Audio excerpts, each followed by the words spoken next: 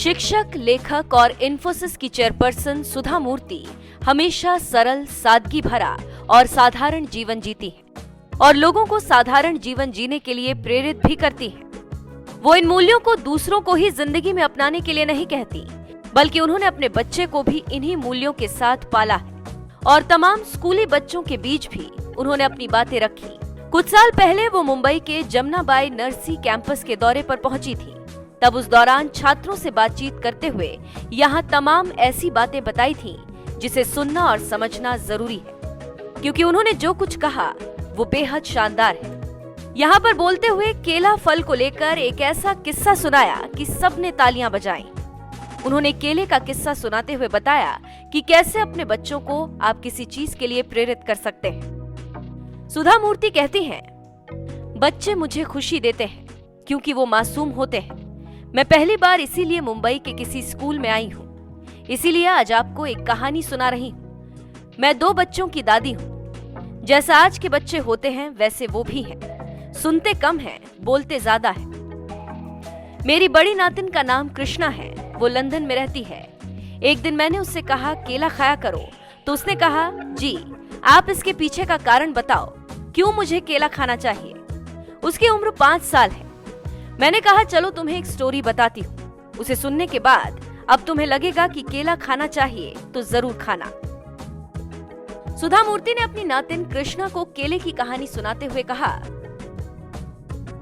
एक ऋषि थे दुर्वासा। आप लोग उन्हें जरूर जानते होंगे। वो जहाँ जाते थे लोगों को श्राप दे देते थे। वो जिसके यहाँ जाते थे वहाँ के लोग डरे रहते थे। वो जिसके यहाँ जाते थे वहाँ के लोग डरे रहते थे और चाहते थे कि जल्दी से जल्दी ये चले जाएं।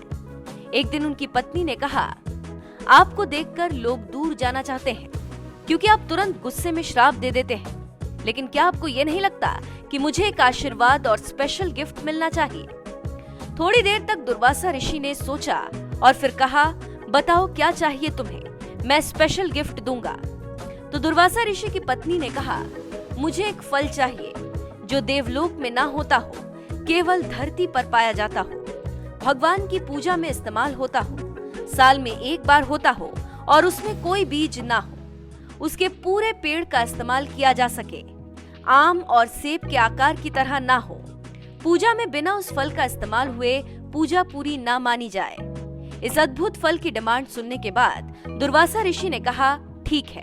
तब उन्होंने एक पेड़ बनाया जिसे कदडी नाम दिया और फल का नाम कदडी फल पड़ा। संस्कृत का ये शब्द बाद में अंग्रेजी में बनाना कहा गया। तो जब आप बनाना का पेड़ देखते हैं तो समझिए किस तरह से एक महिला ने अपने इंटेलिजेंस से अपने पति से एक ऐसा पेड़ और फल मांगा जिसका फल खाने में आसानी होती है, जिसके पत्ते खाने के लिए काम में लाए जाते हैं, जिसका स्टेम और फूल पकाने के काम आता है। मैंने नातिन को ये कहानी सुनाने के बाद कहा, कृष्णा अगर तुम्हें नहीं खाना तो मत खाओ, इसे केवल पढ़े लिखे लोग खाते हैं। इतना सुनने के बाद कृष्णा ने कहा, मैं भी बनाना खाना शुरू करूंगी। कहने का मतलब ये है कि पेरेंट्स पर डिपेंड है कि वो कैसे बेहतर हो सकते हैं, बिना स्ट्रेस के बच्चों को समझा सकते हैं। आप सुधा मूर्ति की ये बातें समझ के खुद पर लागू करने के बाद बच्चों को समझा सकते हैं। फिलहाल सुधा मूर्ति की इन बातों पर आपका क्या कहना है, कमेंट करके हमें जरूर बताएं।